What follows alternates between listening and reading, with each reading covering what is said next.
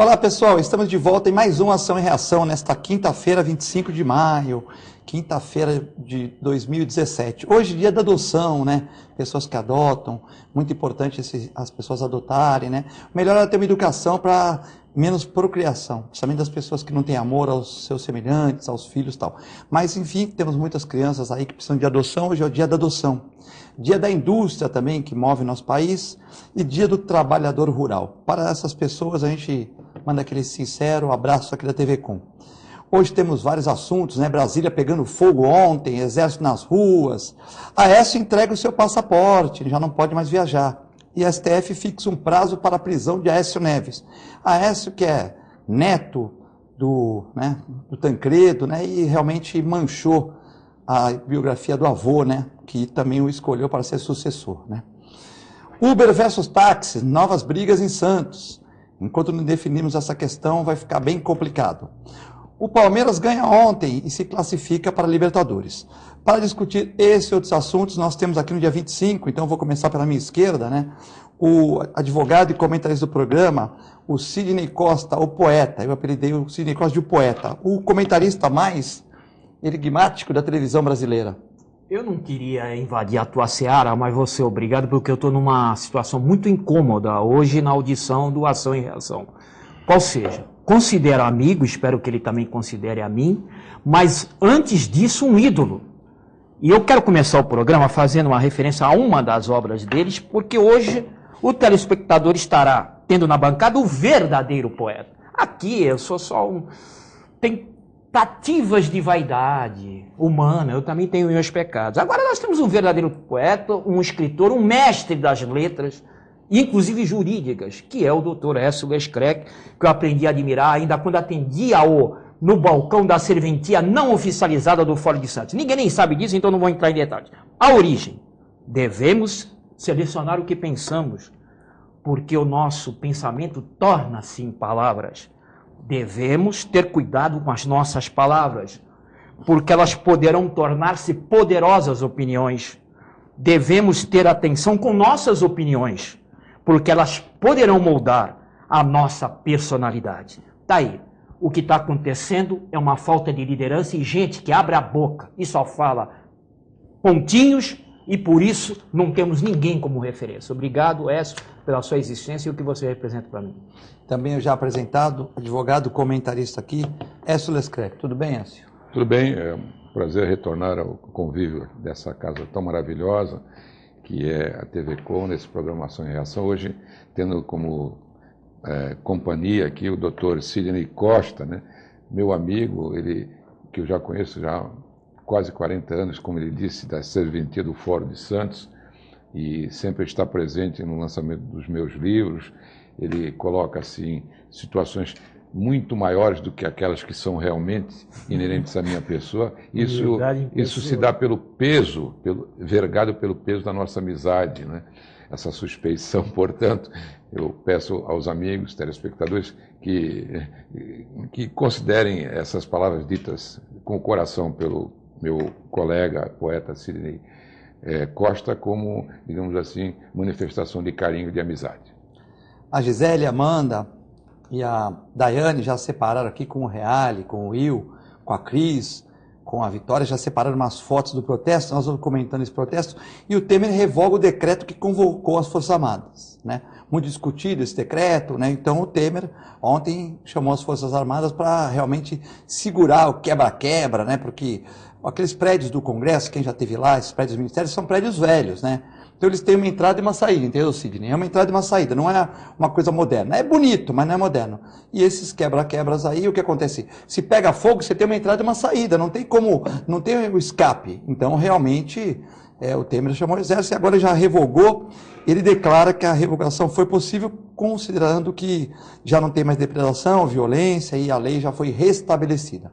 Então, quebra-quebra, direta já, fora Temer, greve geral, contra as reformas, e o quebra-quebra, o pessoal tinha lá sindicalistas, tinha baderneiros, e dá aquela misturada toda, tem gente que vai lá para protestar realmente, que é uma manifestação ideológica, é um direito, e outros vão para quebrar tudo, que já não é o direito, porque nós vamos pagar todos esses quebra-quebras, né?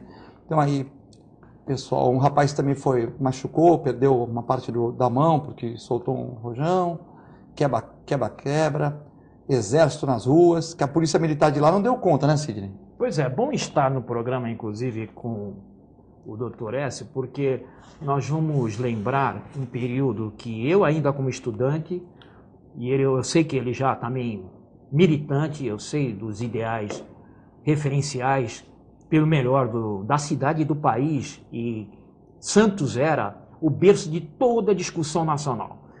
Tudo passava aqui por Santos ou se vinha para cá para fazer um renovo de forças, e era também uma forma de se esconder, e aonde atuou o sistema de inteligência da época, do DOPS, muito fortemente, a ponto de que tivemos aqui um navio prisioneiro, um navio em que se prendia militantes em defesa da liberdade de expressão.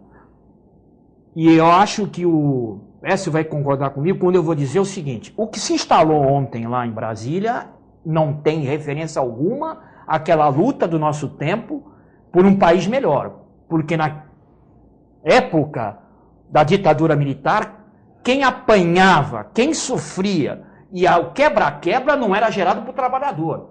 A gente não pegava em pedra, em pau, a gente pegava em faixas, cartazes. Nossas mãos eram atulhadas de papéis reivindicatórios de uma nação melhor. A força pública parecia um Robocop, você não enxergava nem os olhos do policial, tal capacete de fibra mais fortalecida que tinha, não tinha identificação na farda, você não sabia quem vinha até você, o coturno ia até os joelhos. Quando aqueles homens vinham marchando e com um cacetete de 2 metros de madeira, que quando alcançava a sua cabeça era para rachar o meio. Não tinha compaixão, era para matar mesmo.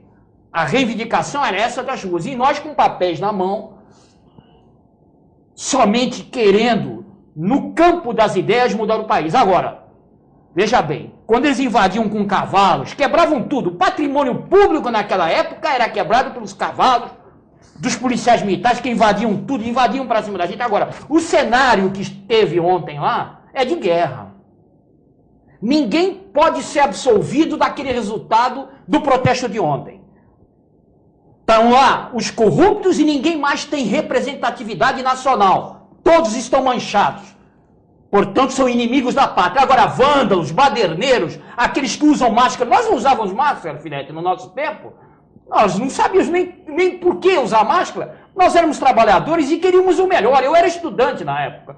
Por que eu ia usar máscara? Eu não sou bandido.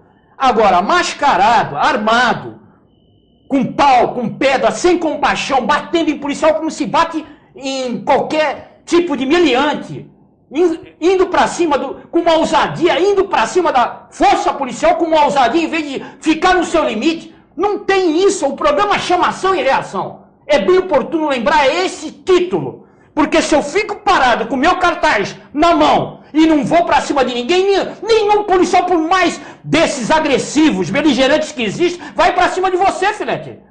Só há essa contrapartida se eu tô com um pau na mão, pedra, mascarado. O cenário de ontem aumenta em muito o problema nacional, porque estamos vivendo uma guerra. Não é nada comparado com o tempo que... Também sei do Écio ter sido militante, talvez não como estudante. Eu tomei uma bala nas costas de borracha e descobri que a bala de borracha não é só para dar impacto, tem química. Porque demorou para curar a ferida, eu tenho marca até hoje. Lacerou a pele, eu tive que usar açúcar cristal. Acho que ninguém nem sabe como é que se trata isso hoje. Não, fui tratado na farmácia do Coliseu, na época, nem existe mais, que não fechava a ferida. E ele falou: o que foi isso aí, rapaz? Foi uma bala. Eles põem química na bala. Tem química na bala, não fecha facilmente. Eu fechei com açúcar cristal, agora quem apanhou fui eu. Nunca tirei pedra, nunca estava na mão com pedras na mão, Écio. Enfim, nós estamos numa instabilidade política muito séria. Se alguém tivesse vergonha na cara, que está manchado, com muitos processos nas costas, tudo mais, tivesse vergonha na cara, pedia para sair. Para se arrumar qualquer solução, um poste que fique lá pelo colégio eleitoral, resolve o problema, se esse poste não tiver nenhum processo respondendo. Agora, não dá para a gente, além da corrupção, também ter que lidar com badeleira e insegurança total institucional que estamos vivendo. Vou até tomar um pouco d'água aqui. Veja. Toma um pouquinho d'água, já vai traz o maracujazinho. Hoje até que tá calmo, não posso Sidney. Fazer isso com o doutor Eu achei que tá calmo. Não posso fazer isso manda um abraço pro doutor presidente do Prona, que tá vendo o nosso programa aqui também. Ah, é? Presidente do Prona. Falou que hoje você tá calmo aqui no programa. O do Puma, o César está fazendo um movimento lá no grupo. O do Puma, o César Augusto Alves de Lima, presidente nacional do Puma, que já está aparecendo no TSE como partido de informação. Ele está fazendo muito apoio ao nosso programa, porque ele falou assim, nenhum outro programa está discutindo com uma clareza a política nacional como lá. Abraço ao filho, ele está te chamando de fenômeno lá no grupo. Que isso. Fenômeno só vocês vêm aqui comentar, Cassione, Écio Lescrec, Doutor Aldo, Clemente, João, mas você dá essa licença para nós, né? Você me dá essa licença para nós, né? Exatamente. Doutor Écio, essa questão, você que é PMDBista, né? A vida toda foi do PMDB, mas um PMDB local, um PMDB do justo, aquele PMDB ideológico, né? Olha, ô Filete, veja só. O que nós vimos ontem, se as manchetes fossem de anteontem, o que é que estava pedindo as redes sociais e tal? O povo tem que ir lá no Congresso Nacional protestar contra as reformas, porque essas reformas prejudicariam, entre aspas, né, as classes trabalhadoras. Então, os sindicatos, as centrais sindicais que se acham prejudicados com as reformas que estão sendo votadas no Congresso Nacional, tanto aquelas que dizem respeito às reformas na CLT, que são mais de 90, e o projeto original só previa 7 ou 8, né? Quanto a reforma na Previdência Social. Então, esse movimento, a manifestação pública, ela não só é legítima, como ela é garantida, inclusive, pela Constituição, pacífica, ordeira. Isso é uma forma normal de se vivencificar a democracia na sua prática. Que a democracia não é só votar, é o povo também manifestar se aqueles que foram eleitos estão desempenhando o seu papel de representante do povo de acordo com os interesses do povo. E como é que se manifestam os interesses do povo? Se não forem, então, através de manifestações públicas, pacíficas, ordeiras, então significa dizer que o povo estaria de acordo com aquilo, embora no seu âmago, no seu íntimo, não esteja de acordo. Muito bem. Então, as manifestações são assim mesmo. Mas essa exacerbação, esse crescimento da violência e tal, ele tem uma origem que ocorreu na divisão que houve do país na eleição de 2014. Em 2014, o país ficou dividido, né? A ex-presidente Dilma foi eleita com 50 e poucos milhões de votos e o segundo colocado com 50 e poucos milhões de votos. Ou seja, o país ficou dividido, né? Essa divisão... Como os Estados Unidos hoje, mais ou menos, né? Essa divisão contaminou toda a classe, não só a classe política, como a classe civil também, né? São os advogados, os promotores, os juízes, os profissionais liberais, os jornalistas, o trabalhador, o operário, o bancário, a dona de casa, todos nós, a sociedade está contaminada por essa divisão que houve na eleição de 2014. E ela não se encerrou, porque aí veio o chamado terceiro turno, que foram as impugnações às contas da campanha, depois veio o quarto turno, que foi a votação no Congresso Nacional da questão ligada, por exemplo, aquele atingimento de metas orçamentárias. Depois veio o processo do impeachment, que foi um processo que alvo, inclusive hoje, de um mandado de segurança no Supremo Tribunal Federal, que disse que o ato de o então presidente da Câmara Federal, o ex-deputado Eduardo Cunha, recebeu aquele pedido de impeachment com desvio de finalidade, ou seja, ele teria dito ao ex-vice-presidente Michel Temer no Palácio do Jaburu que ficasse tranquilo, e a presidente também da época, Dilma, porque ele iria arquivar os processos pedidos de impeachment, né? No dia seguinte, ele telefonou para o Temer, isso o Temer declarou recentemente em uma entrevista na TV Bandeirantes, né? No dia seguinte, o então presidente da Câmara e ex-deputado Eduardo Cunha ligou para o Temer: olha, Temer, esquece tudo que eu falei ontem, eu vou aceitar o pedido de impeachment, que os 3 deputados do PT vão votar contra mim na comissão de ética. o que de fato aconteceu. Ou seja, ele vinculou então, a permanência da Dilma com ele ser liberado então, lá. Então, vocês vão me liberar, eu vou o mandado de segurança foi impetrado com base nisso, desvio de finalidade. Ou seja, o presidente da Câmara Federal não recebeu o pedido de impeachment em função do seu cargo, na sua função institucional de presidente da Câmara Federal, mas sim como interessado numa vindita, numa vingança pelo fato de os deputados do PT votarem contra ele no Conselho de Ética, porque ele estava sendo processado e acabou até tendo seu mandato cassado pelo próprio colegiado. Se o pessoal do PT não votasse contra ele, talvez a Dilma tivesse até o poder. Esse mandado de segurança ele foi distribuído para o falecido ministro Teori Zavascki, que não concedeu a liminar, que é uma antecipação ao pedido principal, alegando que, ainda que esse ato pudesse ser revestido de nulidade, o ato de receber o pedido de impeachment por razões diferentes daquela institucionalmente considerada, teria sido avalizado, ou digamos, teria sido aceito pela comissão processante, houve a nomeação de uma comissão processante. Mas que o mérito do pedido ainda ia ser analisado posteriormente. Aí morreu, então, o ministro Teori Zavascki, num acidente de avião, e no lugar dele foi nomeado o ministro Alexandre... Edson Fachin. Não. Alexandre, não, Operação o que Lava foi Jato. Secretário de Segurança. O Alexandre Moraes. Alexandre Moraes. E esse processo de mandado de segurança está...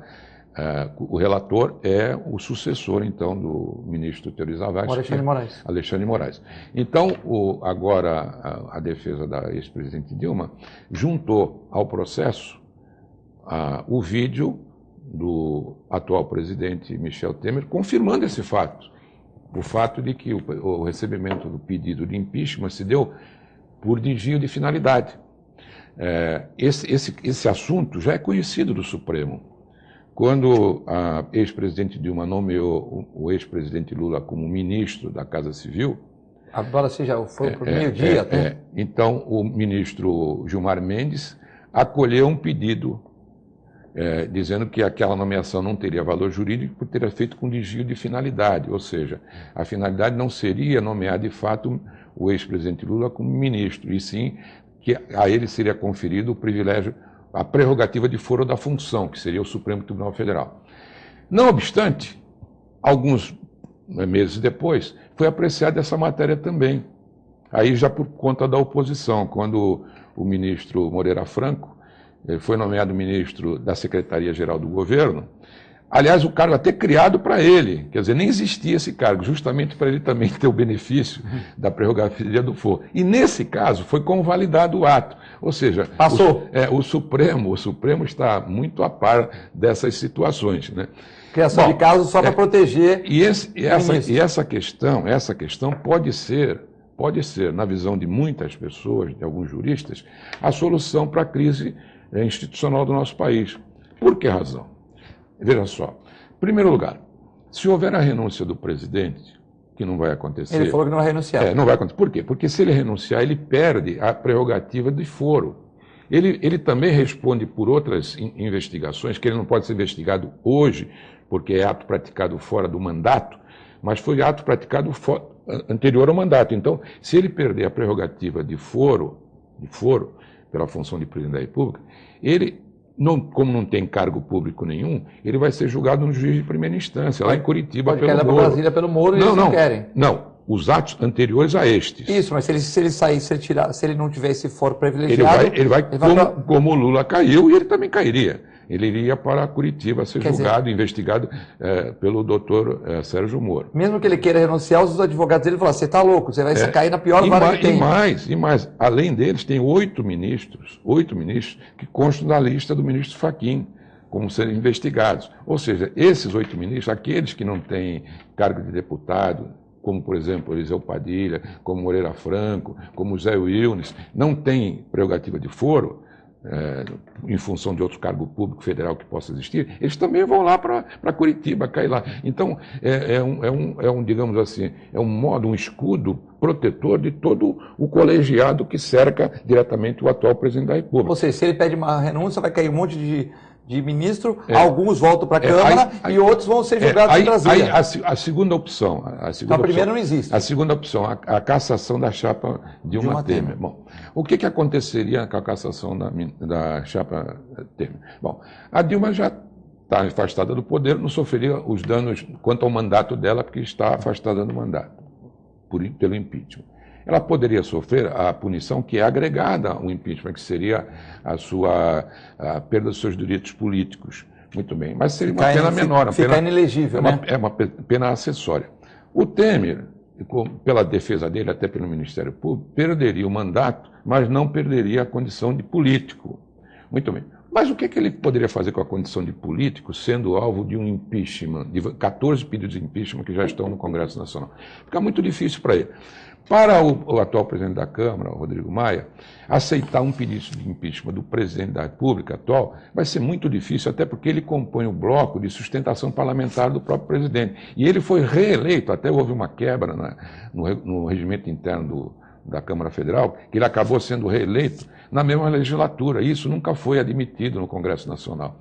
Aí a tese é de que o mandato dele anterior seria tampão, ele não tinha cumprido um mandato de 2 anos, então ele poderia, e acabou sendo. Mas ele pertence ao bloco parlamentar, à base de sustentação do presidente. Ou seja, ele seria uma outra loucura também para ele não fazer aceitaria, isso. Não. Aí a única hipótese viável... Ele vai engavetar os 14 pedidos, então. A única hipótese viável, sustentada por juristas, etc., para devolver ao país o caminho institucional, seria o Supremo Tribunal Federal acatar a tese da nulidade do ato de recebimento de impeachment pelo ex-presidente da Câmara Federal, Eduardo Cunha. Porque anulando aquele ato, não significa que terminou o processo. Ao contrário, começa o processo de impeachment contra ex-presidente. Aí, o atual presidente do Congresso Nacional recebe o pedido de impeachment, nomeia uma comissão processante e ela vai responder ao processo, só que ela volta para o cargo dela, porque aquele ato que resultou teria sido, digamos, viciado. Bom, mas aí sai o Temer e volta a Dilma? E o Temer volta a ser vice. E aí ele se afasta dos 14 pedidos de impeachment contra ele. Veja que coisa curiosa. Ele se afasta dos 14 pedidos de impeachment contra ele, salva o mandato de vice. Porque muitas pessoas falam assim, quem votou na Dilma votou no Temer. É claro. E quem votou no Aécio votou no Aloysio Nunes, que era o vice dele, ninguém sabe. Se perguntar quem era o vice do Aécio, ninguém sabe. Né? Mas sabe que ultimamente está bravo, mas nervoso. Para que cargo concorreu o Aloysio, para que cargo concorreu o vice-presidente do Brasil? Vice-presidente, não é para o cara de presidente. A questão de culpar o cara de presidente em função do impeachment. Mas nessa teoria, Dilma voltaria ou o Temer continuaria de vice? Qual o benefício? Claro, o benefício é a instituição democrática, porque ela continuaria respondendo o processo. E fatalmente viria, porque a bancada é a mesma, porque os deputados são os mesmos, ela viria a ser, ao final, sofrer o impeachment. Mas aí dentro de uma regularização democrática. Mas daria tempo, nesse 1 ano que falta aí praticamente, daria tempo de ela sofrer esse processo? Porque sabe que no direito tem muitas, né? Daria tempo, ela volta, o Temer se livra dos 14 de impeachment, volta tudo, mas ela daria tempo de processar Dilma e ela sair ainda? Porque a eleição indireta, qual seria outro caminho? Eleição indireta. Mas como? Como o povo brasileiro lutou tanto para ter eleição indireta? Quando me der a oportunidade, eu tenho uma opinião totalmente divergente da sua. Não é minha opinião. Mas eu vou te falar por quê. Vou te falar por quê. Não é minha opinião. Que é a outra corrente que existe lá dentro do Congresso por força desse senhor chamado Rodrigo Maia. Eu sei, eu estou dizendo. Não é a opinião dele, ele está dando os caminhos. Sim, mas nós quando a gente usa a opinião de alguém, a gente reforça ela. Não. Sim. Eu vou inclusive... Deixa eu só fazer um parênteses aqui, ó. O Oswaldinho, que eu encontrei hoje, trabalhou comigo em 1974, doutor Oswaldo, engenheiro. Pois bem, nós fomos office boy. Ele falou, poxa, tu leu o livro, fez menção e mesuras ao convidado, é o sal das palavras, viu, Oswaldinho? Crédito. Foi lá que eu tirei as ideias e ele tem reflexões e poemas. E já aproveitando, porque eu estou vendo que nós vamos entrar numa discussão bastante técnica, eu tenho um livro do Écio que não sei como chegou em minha mão, não foi em noite de autógrafo. Ele está sem autógrafo, por favor, não saia do programa sem dá-lo. Vamos deixar que E eu, já aproveitando que ele continua com essa autoridade que ele tem como professor nessa discussão técnica, eu vou fazer hoje a entrega nas suas mãos do livro do Monsenhor João Esconamilho, Clã Dias, lá de Ribeirão Preto, que quando eu botei no Zap uma opinião sobre a Ordo Fractum Minorum, a ordem dos frades menores, que é a ordem de São Francisco de Assis, da onde hoje pertence o Papa Francisco. Ele mandou para mim me converter à ordem do Fractum Minorum. E eu quero que você leve para a senhora, sua mãe, que é uma católica entregue. Minha mãe é catequista na igreja de Embaré, trabalha lá. Pois é. Bom, daí em diante, depois quando for minha vez, eu falo onde eu penso diferente. Como ele está chegando perto do intervalo, eu pedi para o Écio encerrar. Ele falou de 3 possibilidades, agora vai falar da 4ª, né? Rapidamente, eu quero dizer. Eu estou anotando tudo aqui. Depois essa opinião, comenta isso, porque a gente tem outro assunto. Essa opinião não é a minha em particular. Os caminhos que podem acontecer. Porque as outras que restam seria o seguinte: a primeira, depois dessa, seria. A Carmen você pode assumir também, né? Não, a eleição indireta. Veja bem. Não, só se o Rodrigo Maia fosse impedido. Não, veja só. Ela pode convocar o exército e assumir também, se quiser. Isso é outra história. Institucional, democrática. Não, mas ela é um caminho da lei. Mas ela não quer. Já estamos com bronca de botar as Forças Armadas lá no protesto. Não, estamos falando dentro da lei, dentro da Constituição. Dentro da Constituição não pode ter eleição agora direto. Por quê? Porque essa emenda constitucional, se for aprovada, ela só vai ter vigência para a legislatura posterior. Então, a indireta seria um problema seríssimo para o país. Por quê? Olha, você elege um presidente, reelege o presidente, né? Depois esse presidente é afastado, assume o vice. E aí, também caça o vice. Então, caramba, o povo não sabe votar, não sabe escolher. É preciso que aqueles representantes do povo, aqueles que 40% estão envolvidos aí em tudo quanto é corrupção, é que já não tem legitimidade também vão escolher, real. Vão escolher para conduzir o país numa época de transição democrática. Fica como sendo uma transição democrática. Voltou o povo, olha, o que você escolheu não vale, hein? Não vale nada, tal. Nós vamos escolher e depois nós vamos devolver o poder para vocês novamente, para vocês escolherem novamente. Que história esquisita essa, né? Então, como? Nós ficamos 30 anos sem eleição. Aí vem a eleição. Aí caçamos o primeiro presidente eleito, né? Foi o Collor. Collor de Mello. Aí assume o vice. Aí o vice termina a duras penas sua e volta, daí um pouco elege o presidente. No 6º presidente eleito, depois da retomada da democracia, caçam novamente. Aí depois caçam o vice dele. Caramba, que país é esse? Nós não temos maturidade, então, para viver num regime democrático. Então, nós não aprendemos nada, então, com a nossa história, a nossa própria tradição. No outro bloco, nós vamos falar um pouco sobre história e vamos explicar por que o povo nosso se comporta assim. Cid, então você que já fez o livro, vai fotografar, aí dá um resumo disso aqui, que nós temos que dar um intervalo. Não sei se vai ser breve ou se eu chamo intervalo. A divisão que tem hoje não é essa, pedindo vênia ao professor. Isso é opinativo, você tem outra opinião. De optar entre Dilma e o que está aí. Porque o que está aí ainda é a Dilma. Ele tinha tantos acordos fortes que o mesmo que pior deixou a questão da delação, que é esse da JBS, também alimentou muito o PT. E ele também. Então, o que está aí era o mesmo de antes. Só que com essa discussão que passou pelo impeachment e teve que assumir porque a Constituição manda, um impeachment confuso e histórico de mal feito, porque recentemente, do outro lado do mundo, na Ásia, na Coreia, a mesma situação de uma presidente foi caçada, está para ser presa, perdeu todos os direitos políticos e está para ir para a cadeia. Aqui ela é caçada, preserva os direitos políticos e se faz um grande teatro cujo protagonista principal é um presidente do STF, o que tirou toda a dignidade do que foi feito ali naquele julgamento do impeachment. Então tem lá uma questão confusa, que antes dela vem a lição do professor, que já começou na sua origem viciado, um vício insanável, que está na mão desse Alexandre Moraes, a serviço de tudo que está sendo orquestrado para sair até 2018.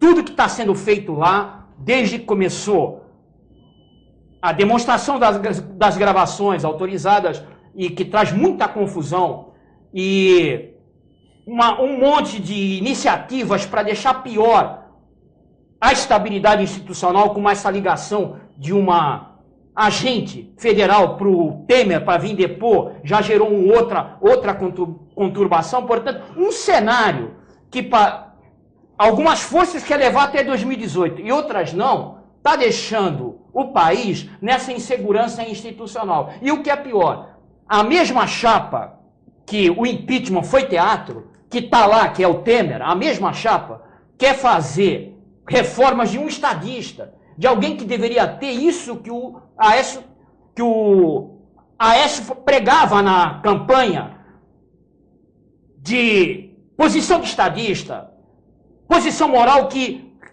o eleitor e a nação respeitasse, ainda que não tivesse votado nele. E hoje nem isso está em discussão mais. Não temos ninguém que pode pegar uma posição de estadista e convencer a gente que o que está sendo feito lá está legítimo. Nesse instante, a divisão que há, iniciada em 2014, hoje é de quem perdeu o emprego. Esses baderneiros ontem são sindicalistas. A benfazejo da sorte ficou com portas abertas durante o regime do PT. É esses que estão fazendo aumentar a instabilidade. Hoje a divisão é essa. Só inimigos da prata. Os que ganharam até agora e não querem continuar perdendo. Os corruptos que querem ficar lá, não tomam uma iniciativa para que chegue em 2018 estável o país. E a gente que fica assistindo a essas coisas, a gente que só quer chegar em casa, dar alimento para o filho, educar os nossos filhos, proteger a família e voltar para o seu trabalho. Tudo isso está ameaçado. E que foi naquela época o que levou para a ditadura, que nós não podemos deixar o pior voltar a acontecer. É o primeiro aspecto. O segundo aspecto que o professor falou, da prerrogativa do foro, a última coisa que o Temer está pensando é em prerrogativa do foro. Porque já no mensalão, houve condenado que queria desclassificar o julgamento do STF para voltar para a primeira instância. O que eles adoram é recurso. O que eles adoram é medidas protetivas que vêm com recurso. Se julgado no STF, pensaram até na Corte Internacional na época, porque não tinha mais recurso. Não é bem a prerrogativa do foro o medo do Temer. São alianças que podem levá-lo à morte, se ele não conseguir concluir. Dinheiro recebido, mancomunado até o pescoço em coisas escusas e impublicáveis, forçam mais até com o perigo da própria risco de vida do que o prerrogativa de foro. E assim, para outros que também estão na mesma situação, volta para a primeira instância, mas e os recursos? Ou o Zé Disseu já não está na rua, ou um monte já não está na rua, por causa dos recursos que eles não param, HC todo dia até que põe na rua. No STF, condenou, não tem mais isso. É a última instância. Não creio que seja o medo do Temer a prerrogativa de foro. O medo do Temer são circunstâncias impublicáveis que pouco vazou aí no áudio, já é o suficiente para deixar o país estático. Nós estamos assustados. E ele tem que concluir. Agora, o fato é o seguinte, hein? Esse ministro Herman Martins, inclusive, não tem medo, se é apertado, de se dizer homossexual. Ele já deu entrevista para Playboy uma vez e ele não é escondido da sua opção sexual. Mas não tem problema. Não tem problema. Só para tu ver quem é que está com a relatoria do julgamento de 6 de junho na mão. Ele já votou pela cassação do Temer. O Janot foi chamado para dar a sua cota como representante da Procuradoria da República, também abonou a cassação. Vai ser daqueles julgamentos estoicos, em que a gente sabe que não há mais Estado de Direito. Todas as questões mais nevrálgicas, 6-5, 4-3, não é um Estado de Direito. Ou se está menosprezando os vencidos, que são homens também preparados para estar ali no cargo, ou se está menosprezando a inteligência da nação. Não se admite em questões muito claras, o professor que me desminta disso, me corrija, não se admite em direito questões muito claras em que a lei é fria, em que a lei se explica, você ter julgamentos com diferença de 5 votos para 6. Acabou o Estado de Direito. Vamos viver essa circunstância agora no dia 6 de junho. Só que eu, como boquirroto, como intenso, vou dizer, o Temer é cassado agora no dia 6 de junho. Nós vamos a um breve intervalo. Vocês podem ligar aqui, como o Muriel Vilas Boas faz no intervalo, 997 11 5545, ou também mandar um WhatsApp para o programa para que a gente tenha a sua pergunta comentada aqui pelo nosso comentarista de hoje, também suas críticas, sugestões. É muito rápido e já voltamos.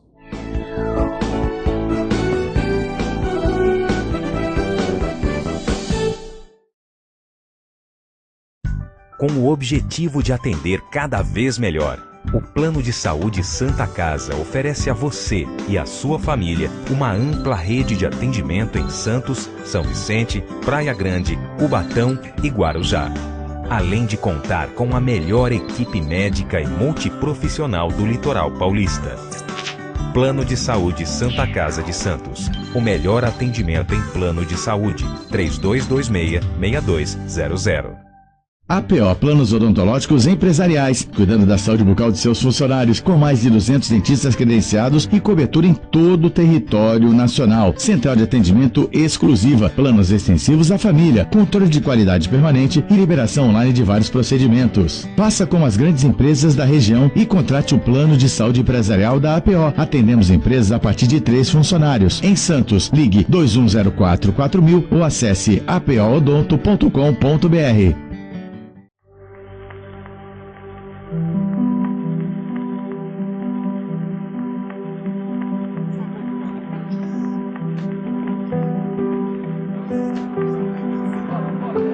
Fizemos muito mais que uma programação inédita que agrada a você.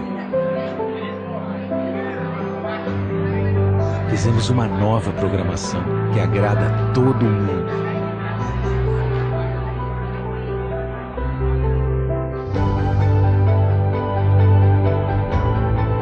Mais de 240 horas de animações, ficção, séries, documentários. Um conteúdo inteiramente criado e produzido por grandes talentos de todo o país. Porque como brasileiro, você merece uma TV assim. Audiovisual brasileiro. Assista, recomende, dá orgulho de ver.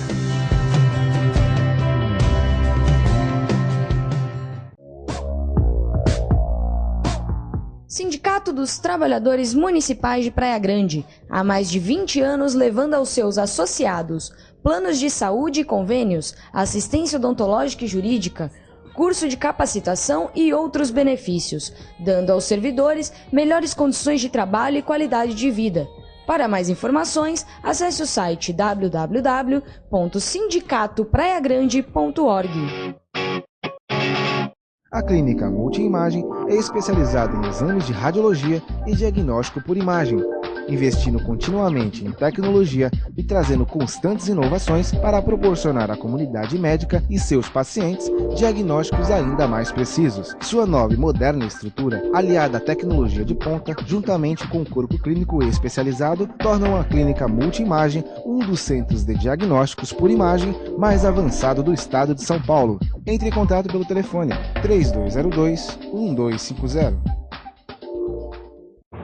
Sintracomos, um sindicato forte a serviço do trabalhador. Este é o Sindicato dos Trabalhadores nas Indústrias da Construção Civil, Montagem e Manutenção Industrial e do Mobiliário de Santos, Cubatão, Guarujá, São Vicente, Praia Grande, Mongaguá, Itanhaém, Peruíbe e Bertioga. Associe-se ao Sintracomos e faça parte da nossa família. Administração, Presidente Macaé Marcos Braz de Oliveira.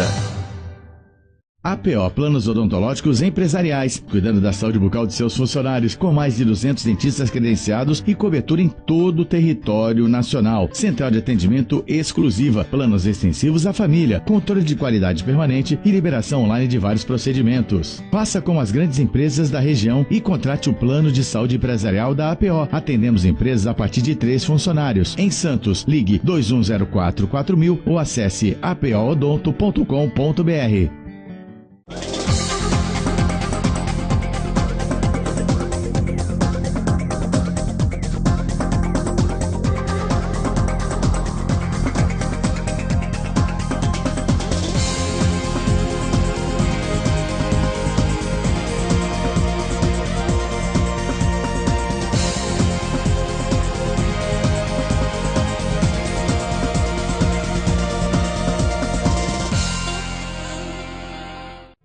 Venha viajar no mundo dos documentários, produzidos em diversas partes do país com variados temas. Em pleno século XXI existe muito preconceito, né? O preconceito racial, preconceito sexual, preconceito social. Esse fim de tarde é mesmo que a gente ter nascido de novo.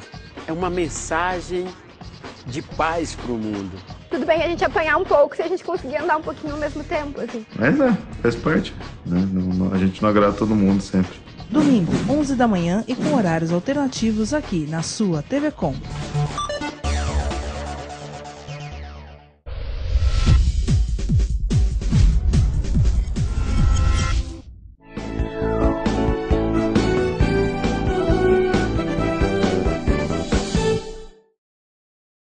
Estamos de volta no segundo bloco do Ação e Reação. As discussões continuam aqui no intervalo. O intervalo é mais divertido que o programa muitas vezes. Hoje, dia 25 de maio de 2017, dia da indústria, dia do trabalhador rural, dia da adoção. É muito importante, né, as pessoas adotarem crianças, bebês e tal, para que tenha uma família, né? A gente tem um país que não dá uma educação correta para as pessoas, né? Só 10% são privilegiados de ter uma educação de qualidade, se esse número não for um número que eu estou até aumentando, e o resto fica aí, né? E o país que não investe na educação, como já dizia o Rei Pelé em 1970, né? Vamos cuidar das nossas crianças. Nós não cuidamos. O nosso também secretário de Educação, né, do Rio de Janeiro, né, que já falava que se a gente não tratasse nas nossas crianças com colégios e tal, nós não íamos ter dinheiro 30 anos depois para construir presídios. Então hoje nós não temos nem as crianças que foram tratadas e também não temos presídios, embora aprender não seja a solução. Tem muitas perguntas parabenizando o programa.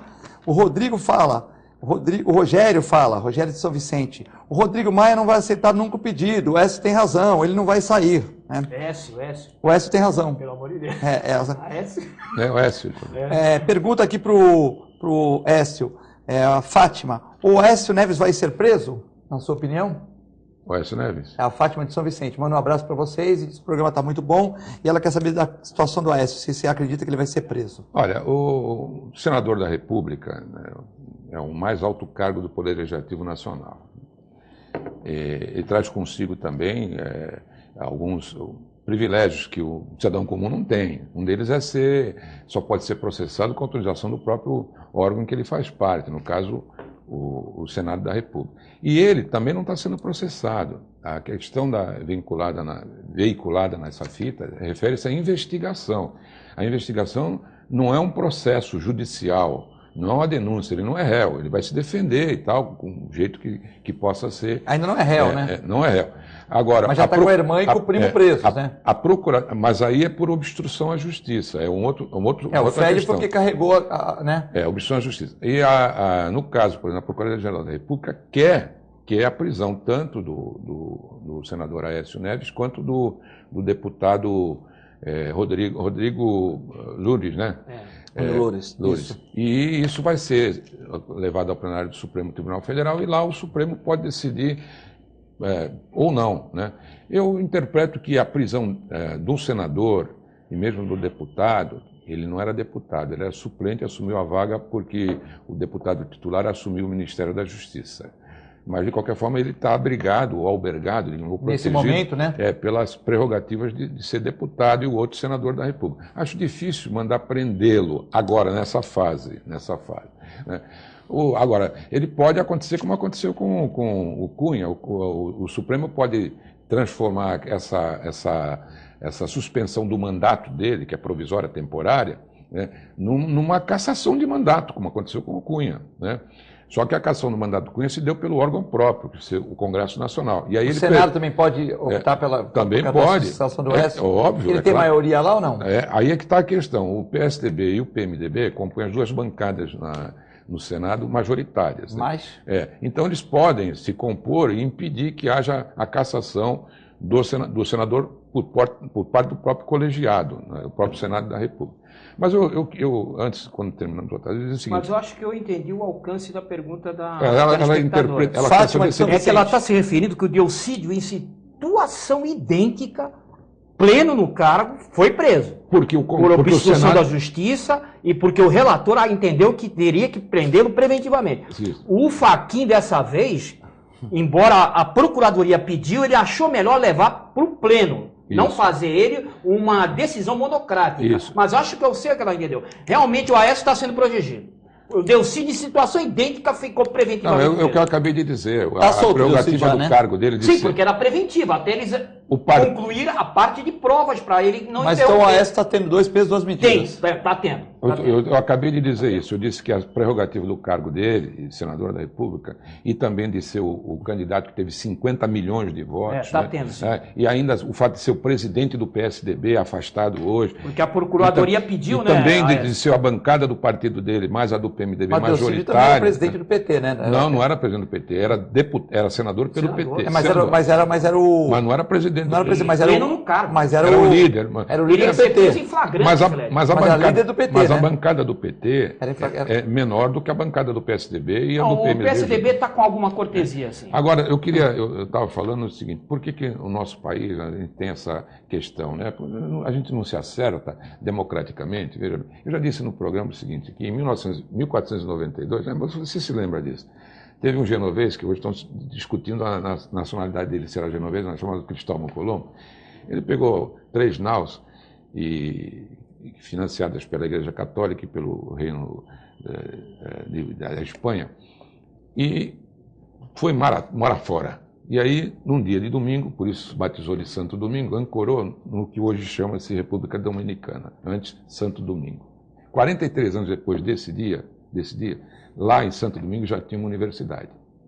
Aqui no Brasil demorou 400 anos para ter universidade. E só teve porque vinha uma dignidade estrangeira e era costume, quando viesse ao país, entregar um título de honoris causa, isso podia ser conferido onde houvesse uma universidade. Você vê, o veterinário uma das profissões mais antigas, não, só em 1950. A primeira universidade, não é faculdade, a primeira universidade foi no Rio de Janeiro. A Faculdade de Medicina foi transformada em 1920 em universidade. Só para você ter ideia, a primeira universidade aqui da América Latina foi no Peru.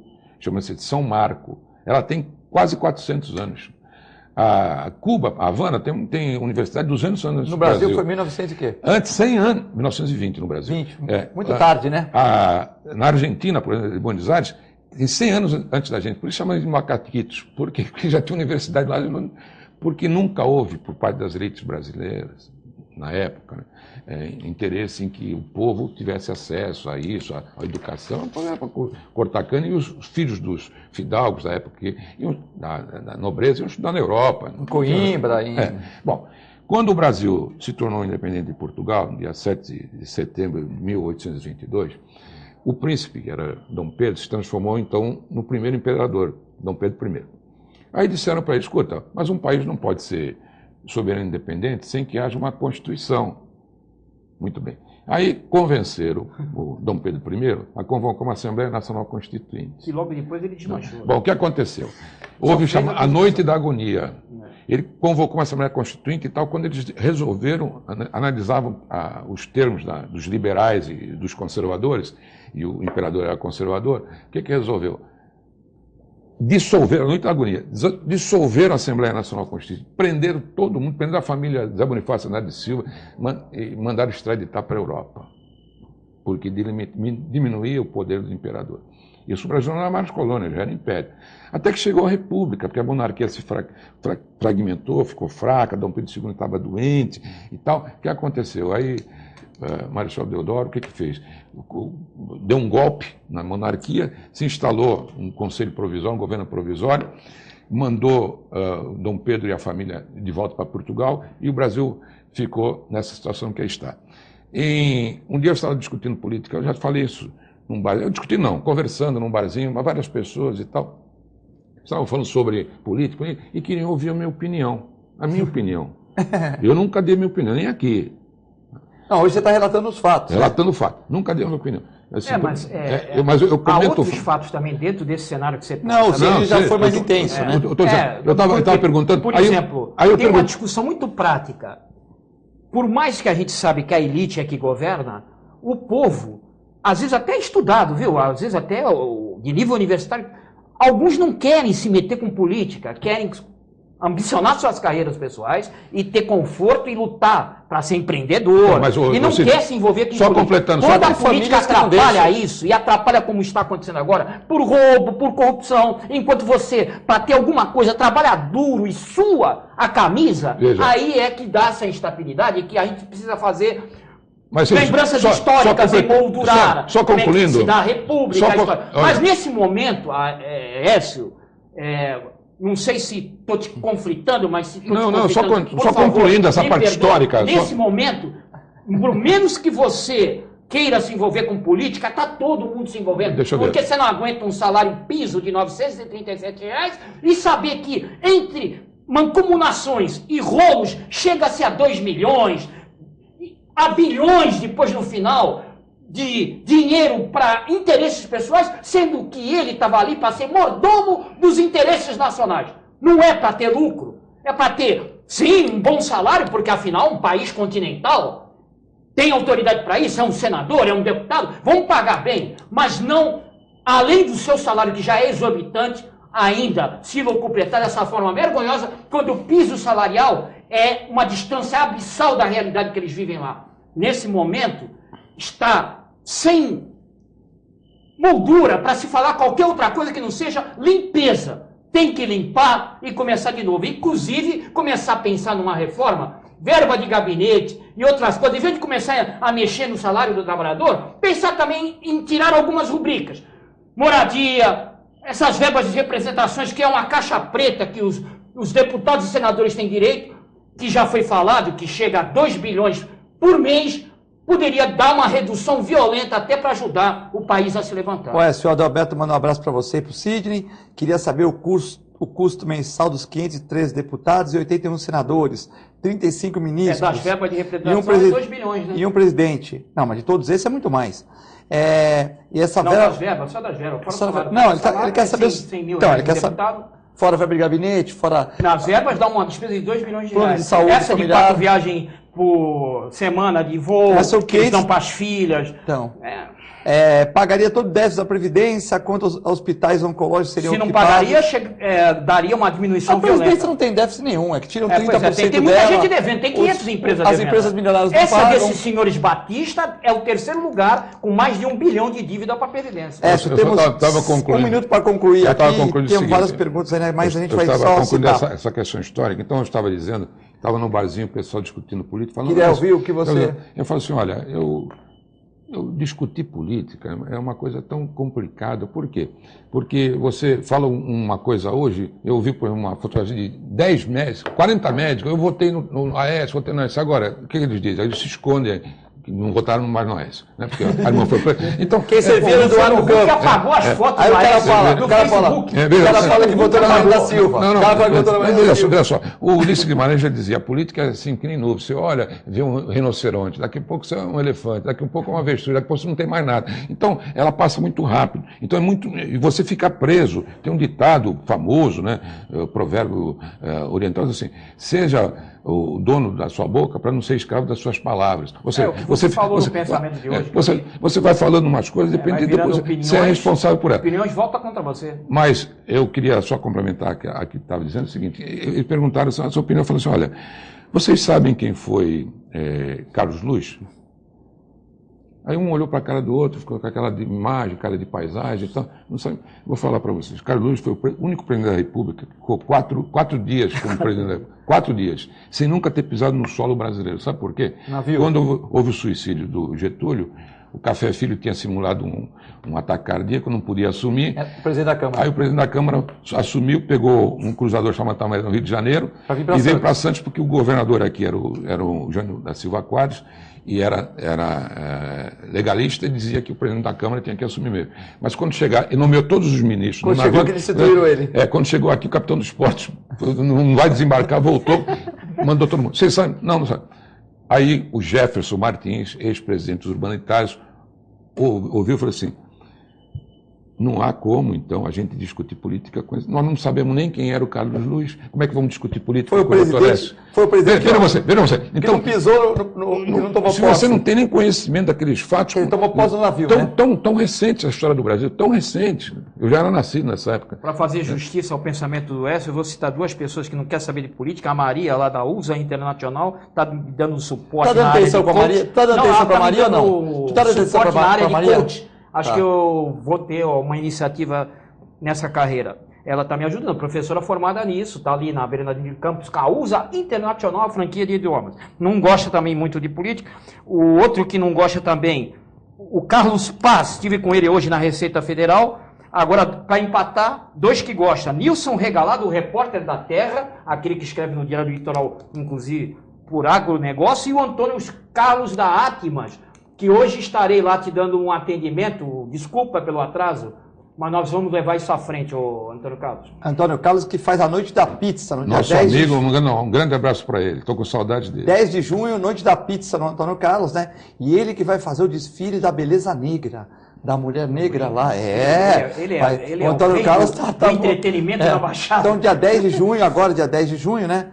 É sábado, Noite da Pizza. Já vendeu 230 convites. O Antônio Carlos que está assim. Tu sabia que eu vi essa confusão do Dória lá em São Paulo? Eu lembro que você. Tu não vai querer falar da Cracolândia? Não, eu lembro quando tu entrava na Cracolândia para salvar os animais, porque eles cuidam bem mesmo dos seus cachorros. Todos os craquentos cuidam bem dos seus cachorros. Mas você andou uma época entrando nesse. Aqui na Baixada, na cidade, e no final ainda te acusavam de um monte de coisa. E você, tá vendo? E o Dória também tá sobrando para ele, né? O Dória, quando você mexe numa coisa que ninguém quer mexer, animal de rua, tal, você começa a doar, aí o cara fala, não tá doando, ele tá fazendo experiência. Eu não quero nem ter tempo pra fazer experiência, trabalhava 15 horas por dia. Tô lutando sério por mas é normal. Paixão aos animais. Todo mundo que se mete com coisas que, que são difíceis de resolução vão ter críticas. Queria mandar um abraço aqui pro Paulo Bonavides, pro Juninho de São Vicente, que mandaram perguntas aqui. Nós vamos falar sobre a Cracolândia, mas o tema se estendeu. Abraço também pro Écio, Sidney, agradecer. Fique com Deus e com a nossa assistência à programação. Muito obrigado.